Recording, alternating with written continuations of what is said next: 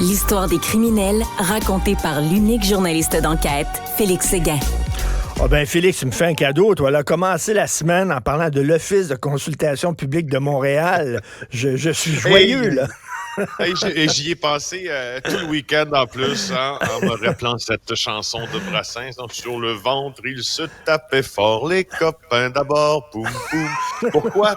Parce que, et je te cite d'ailleurs un des passages là, des éditoriaux dont je m'apprête à te parler.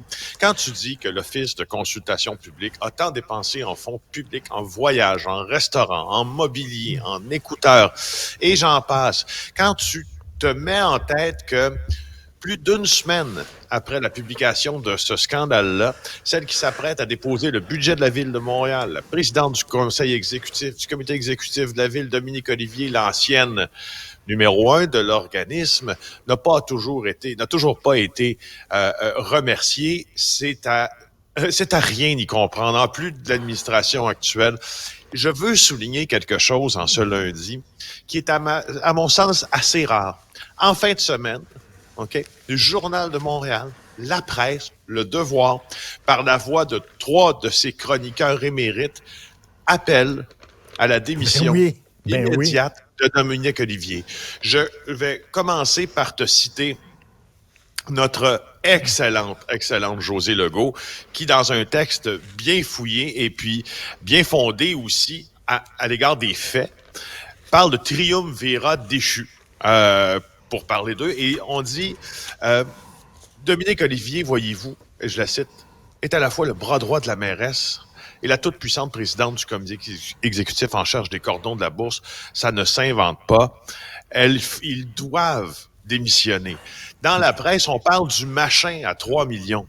Hein? Le machin à 3 millions, c'est l'OCPM. Ça, c'est le machin de Valérie Plante à 3 millions. Et ce qu'elle dit, en fait, c'est que, de toute évidence, toutes les pierres ont été retournées, je la cite, depuis que ce scandale a éclaté il y a une semaine, et il est impensable que nos 3 copains, les copains d'abord, restent en poste. Elle dit surtout impensable que Valérie Plante continue de la défendre. Elle aurait déjà dû la congédier depuis des jours. Plus la mairesse attendra, plus le scandale lui collera à la peau. Et puis, Brian Myers, dans Le Devoir, dans son éditorial de ce week-end, dit « Nous serons bientôt à court de superlatifs pour décrire la pitoyable ineptie de l'administration Plante-Olivier dans la gestion du scandale des dépenses excessives à l'OCPM. » Lui aussi, il dit, son éditorial s'intitule « D comme dans démission ». Pour ce qui est de Dominique Olivier, et il dit « D » dans le cas de délestage, dans le cas de Valérie Plante. Elle se déleste de ses responsabilités de mairesse. Mais c'est quand là, que la Ville de Montréal va annoncer une hausse de taxes à ses citoyens? C'est mercredi. Ce mercredi. Puis ça, c'est Dominique Olivier qui va annoncer ça, là, elle-même. Oui. C'est Dominique Olivier qui l'annoncera elle-même. D'ici là, elle fera face encore une fois, et tu regardes sur les réseaux sociaux, là, à un barrage de publications qui incroyable. Se résume ainsi, c'est-à-dire on n'a plus confiance et cette personne-là n'a plus la crédibilité.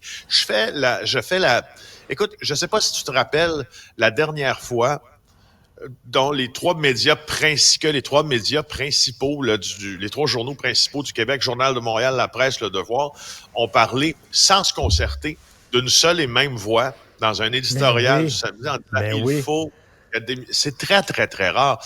Puis c'est pas, je veux dire, on pourra bien crier au complot dans tout ça, mais je veux dire, Isabelle Haché n'a pas parlé à Josée Legault. Josée Legault n'a pas parlé à Brian Myers. En tout cas, ça me surprendrait très bien en se disant « Hey, aujourd'hui, on écrit tous que Dominique Olivier doit démissionner. » Non, c'est vraiment organique comme idée de chronique. Je les salue d'ailleurs parce qu'elle souligne tout notre travail.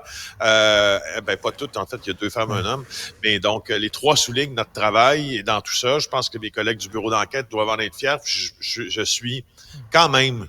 Je me dis, pourquoi c'est pas fait encore? Ma foi, je ne sais pas ce qui se passe. C'est fou, là. C'est fou, raide, comme tu dis. Là. C'est rare en maudit que les 3 principaux quotidiens sont d'accord avec ça. Donc, mercredi, écoute, elle a encore 2 jours pour se réviser, mais ça m'étonnerait effectivement qu'elle monte la porte. Bon, écoute, des subventionnés au Québec vendus en Ontario, de quoi tu veux nous parler? Et je veux te parler de voitures électriques. Il y en a qui ont trouvé un tour de passe-passe.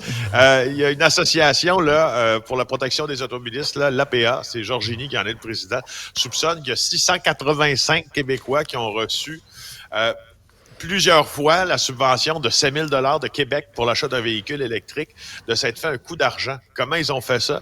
C'est que ils ont acheté le véhicule au Québec. Ils ont reçu une subvention de 7 000 $ ou entre 5 000 et 2 500 pour un hybride rechargeable. Et ce qu'on comprend de cet article-là, c'est que ils sont virés de bord, comme on dit, puis ils sont allés en Ontario, puis ils l'ont revendu. Donc, ils ont fait un profit fou. Il n'y a pas grand monde qui a regardé, encore une fois. Ça me fait penser à ce qu'on se disait pendant, ce que la note des fonctionnaires fédéraux, que les fonctionnaires fédéraux ont reçu pendant la COVID, ceux qui fraudaient la prestation d'urgence.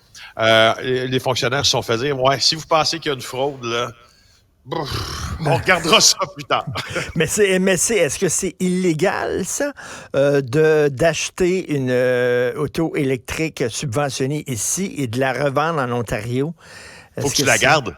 Faut que tu la gardes, la voiture. Tu peux pas la revendre. Alors, le Québec pourrait récupérer ces sous-là si le véhicule est vendu moins de 12 mois. En fait, la règle, c'est si le véhicule est vendu de moins de 12 mois après l'achat. Faut que tu gardes ton char un an. Bref, faut que tu gardes ton char un an, c'est ça.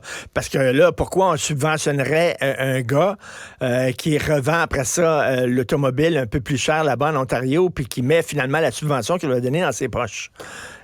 C'est ça, justement. Puis il y a quand même 220 000 véhicules électriques qui roulent là, sur nos routes. On va atteindre les 2 millions d'ici 7 ans, mais s'il y a des gens qui sont ratoureux et qui profitent des subventions, disons que le programme ne s'appliquera peut-être pas aux gens à qui devrait s'appliquer, même que ce programme-là, Éric Yvan Lemay, mon collègue du bureau d'enquête, l'a bien prouvé il y a quelques semaines. Ça s'adresse souvent déjà aux gens qui ont beaucoup d'argent parce que c'est cher acheter une voiture électrique. Oui, tout à fait.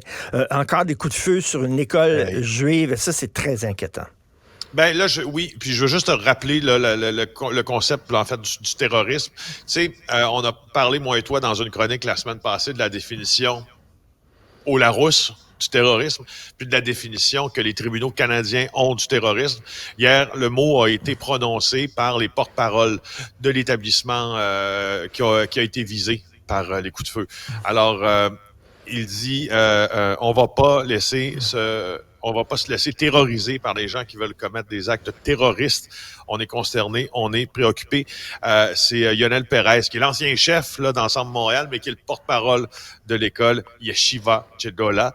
Et sais-tu quoi? Je pense qu'il a raison. Ça reste au sens propre du mot, là, dans le but d'infliger la peur. Puis quand tu l'infliges, sur un endroit où il y a des gens qui étudient, c'est encore une coche au-dessus. Écoute, j'essaie de voir, on peut pas dire la bonne nouvelle, parce qu'il n'y a pas de bonne nouvelle là-dedans, mais je me dis, tu sais, quand tu veux tuer quelqu'un, tu fais pas des avertissements comme ça. Il y a des gens qui disent, bon, ben s'ils tirent comme ça la nuit, c'est qu'ils veulent pas vraiment tuer des gens. Reste que quand même, je m'excuse, mais c'est sacrément inquiétant, là.